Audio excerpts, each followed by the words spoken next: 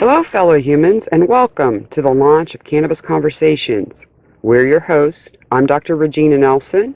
And this is Michael Edward Browning. Hello, fellow humans. What's good on this, the 20th of April, 2018? In 2018, it's the 30th anniversary of the scientific discovery of the endocannabinoid system, and it's 420 to boot. That's right, Doc. Time and date. So happy 420, everyone. Doctor, what should we talk about today? Yeah, let's do it. The 420 day. Our Pennsylvania publicist Gail sends out stuff for us every week, and earlier this week she sandwiched us between the purple one and Earth Day. But then yesterday a new dispatch came out, so I'm going to read that one for you about tomorrow being 420 day. Tomorrow, April 20th at 4:20 p.m. Hey, that's like now. People all over the world will gather to smoke or consume marijuana in celebration of 420 day. Smoking is not required. You can vape it or eat it or rub it on your skin. The holiday reportedly began with a gathering of high school students in California in the mid-1970s, but has grown in recent years. Yeah, I heard it as popularization of a term similar to safety break that the Mendocino County police officers used 420 as the code for public consumption of said substance. Dr. Regina Nelson and Michael Browning can discuss everything from why grandmas are now smoking pot or rubbing it on their hands, to the considerable medicinal benefits of cannabis, to the stoner myths that people still believe. These media-savvy marijuana educators can also talk about the latest states to legalize medical marijuana and issues facing people trying to access it. The two co-authored Time for the Talk, talking to your doctor or patient about medical cannabis. And while we're talking about medical cannabis, why should every human on the planet be celebrating this day? Doctor?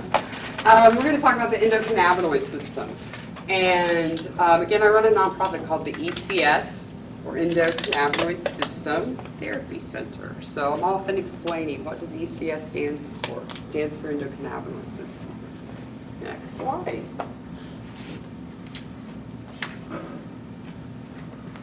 So again, the endocannabinoid system is this endogenous receptor system. None of us would be here without the endocannabinoid system, because for an embryo to implant in its mother's uterus, the mother has to express a large amount of a chemical called anandamide.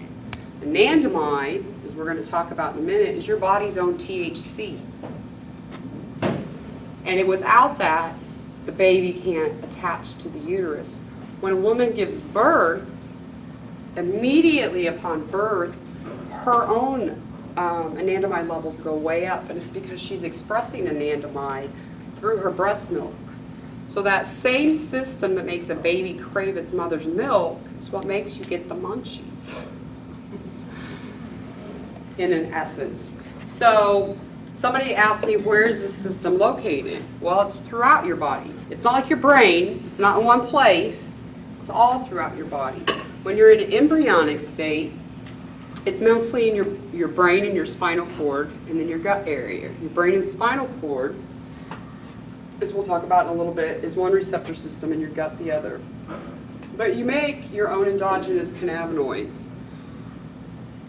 Again, you make a chemical called anandamide.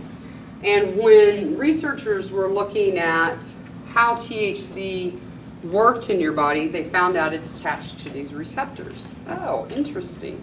It took them another 3-4 years to realize that we made a chemical that also attached to those receptors. And they're very similar in structure, and they fit the receptors exactly the same. 2-AG is a second endogenous cannabinoid that we found shortly thereafter that really initially has more effect, again, in your gut, but in your immune system. Though we do find, and have recently found, that both 2-AG and anandamide can affect both CD1 and CD2 receptor systems. I'm going to talk to you about those systems here in just a little bit. But anandamide is a neurotransmitting fat. Again, when you fail a drug test, why do you fail that? Because THC is stored in your fat cells. Anandamide is also a fat. It's It's a fat messenger. So it's a neurotransmitting. It's basically setting up a signaling system. And they found out that anandamide doesn't just work one way. You don't just send a message. You also receive messages. Anandamide can bring back and be receiving messages through that system. And it can send transport messages throughout different parts of the body. So they really can't explain all the ways that anandamide could work. They used to think it was mostly anandamide had CB1 and 2-AG had CB2 effect, but now we're finding that that's just not the case, that they're really having effect throughout the body.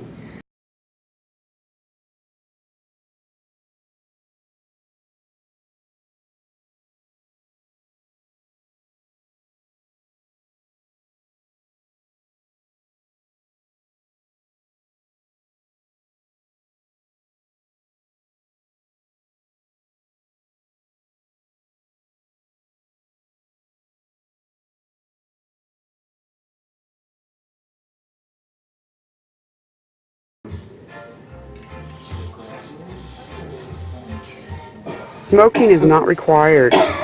So we are in Colorado. All of us today live in Colorado. Yes.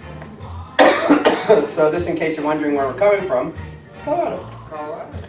And so we'll get right into it as we'll get you set up for a dab. But I'll tell you from my experience, there's a lot of people that are in this industry for the wrong reasons, and I don't let those people come on my show.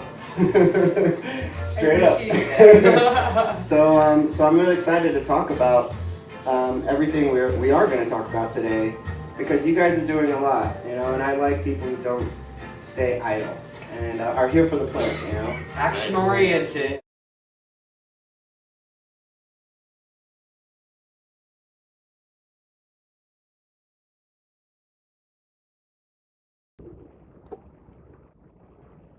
Doctors, these are AMA1 accredited CME classes, 4 hours.